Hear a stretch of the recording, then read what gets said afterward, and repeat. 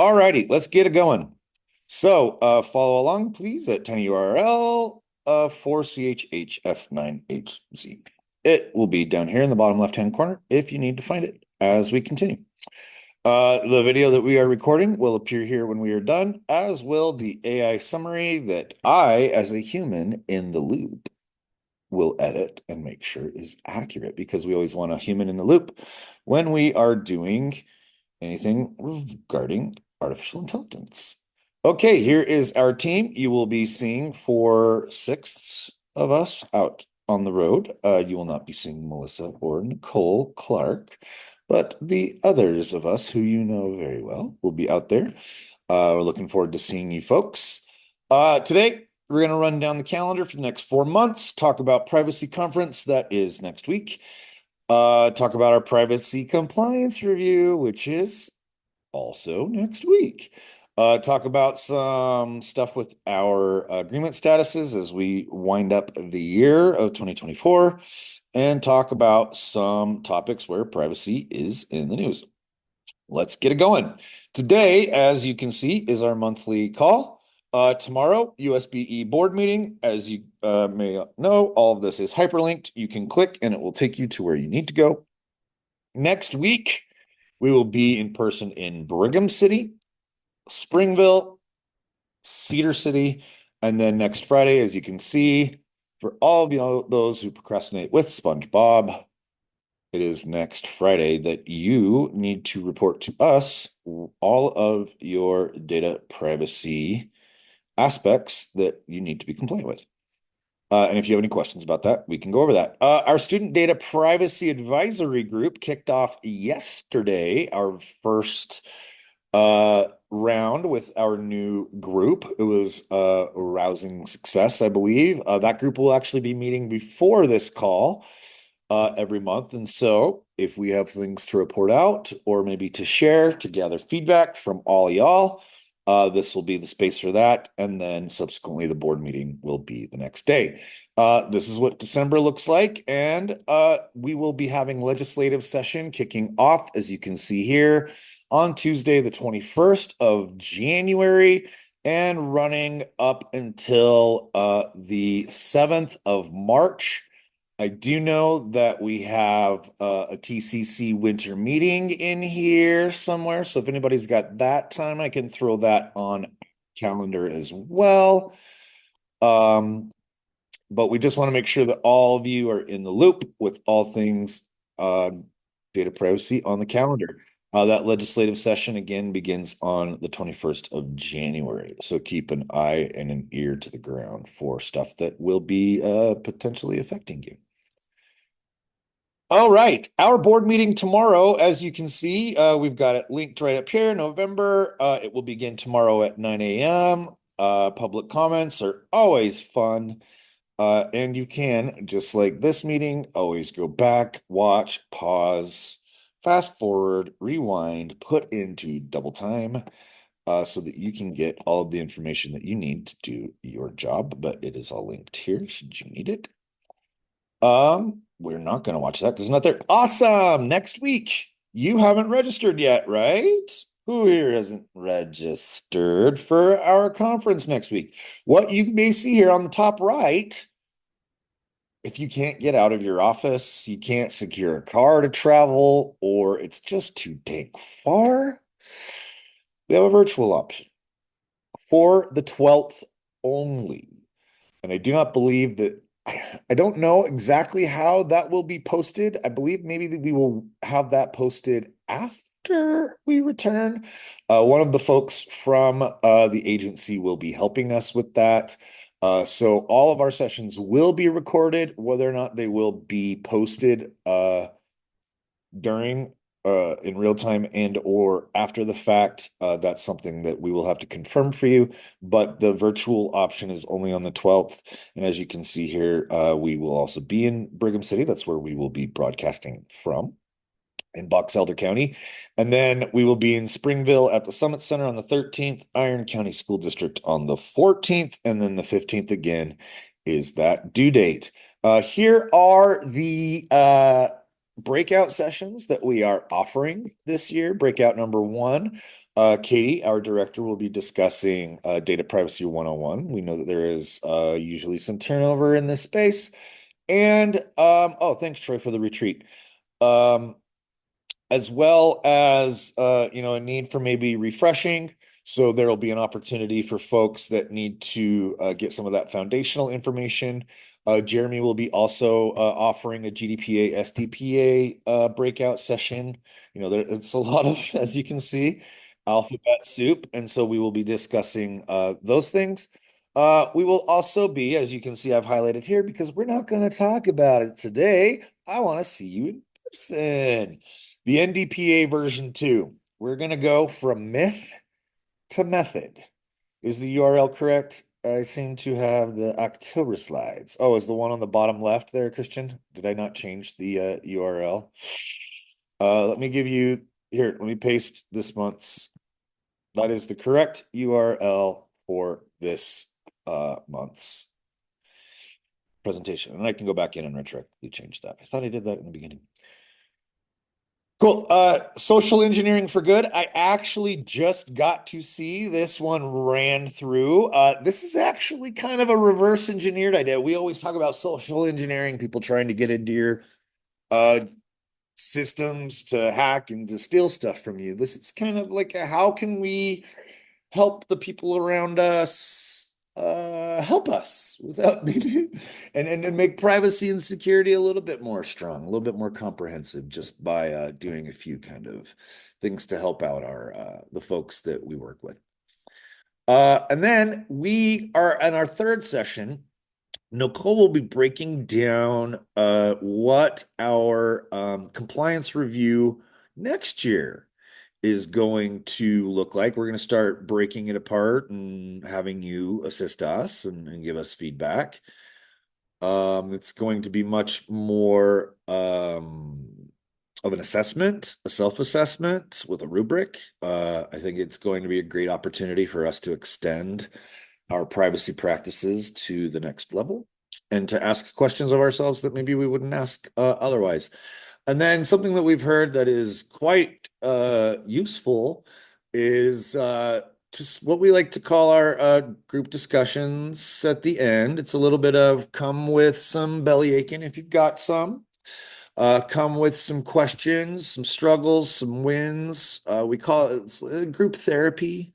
I like to refer to it as just an opportunity for you to come and commiserate with those of us that FERPA all day long. All right. Then the Friday. For those of you that are not caught up, we have these two links for you here for the on our left privacy compliance webinar video from May and our webinar that was also in May. These are due next Friday. If you have any questions, comments, concerns, please let us know. Mr. Bowman, I don't know if you want to follow along, but that is the correct link. The bit.ly is not correct. We're a tiny URL, apparently. And we'll get fixed. All right, so next Friday. So far we've talked about the calendar. Does anybody have questions? Troy, you put in TCC, so if anybody here isn't locked into that, talk to somebody from the TCC group about the winter retreat down in Bryce Canyon.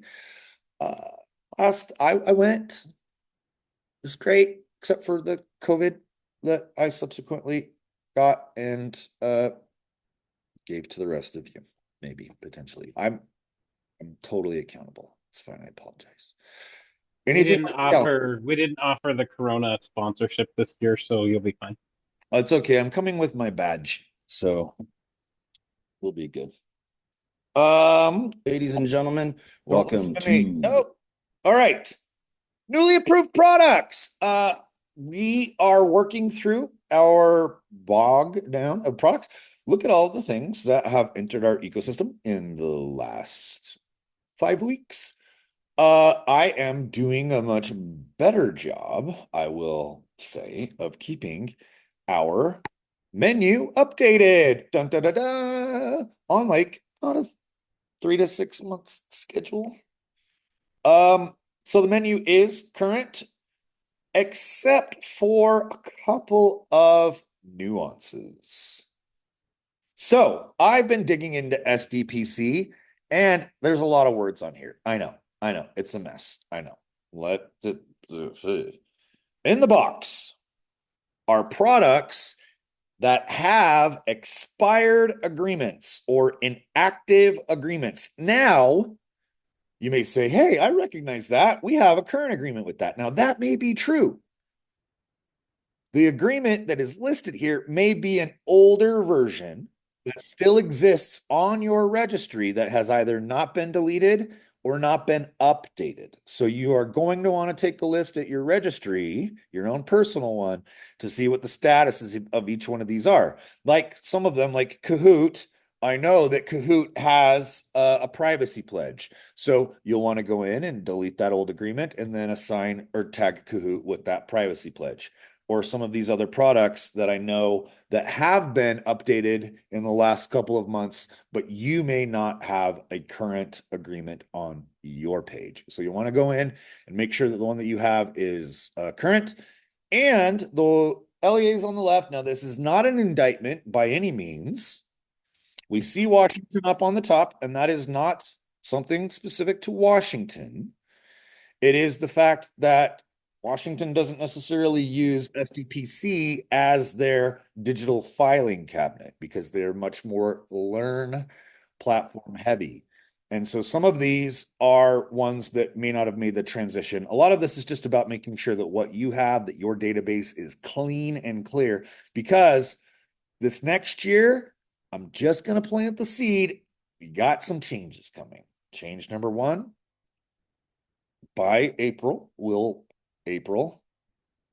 by April 2025, NDPA version 2. So a new agreement, along with a new compliance thing. We just talked about that. So a new agreement, new compliance things to consider. And I learned yesterday in my SDPC meeting that beginning in January, Resource Registry version 2.0 is going to begin sandboxing. So those are a new registry, new agreement, and new compliance all in the next calendar year, maybe before the fiscal year ends, which means that going into a new registry with new agreements and additional things to monitor, we're wanting to make sure that we're going in with a clean slate. So this is just more for a reminder. This is not any sort of punishment thing. This is just me showing you what the data says and asking you to go in and take a look at it when you have the opportunity. Now, one thing I wanted to mention is, and this is fun. It's funny. I like it. It's funny. Look at some of these expire in 2099. And that's what we like to say on our team, that's cute. That's really cute. But it doesn't necessarily help all of us necessarily, especially if they're not ones that can be used by other folks. So let's keep an eye on the fact that that is 202 years away. And if that agreement is still in place by then, hopefully they've disposed of the records. Check your registry, please. Privacy news, FPF. Now, these are some things that I'm going to put on your radar.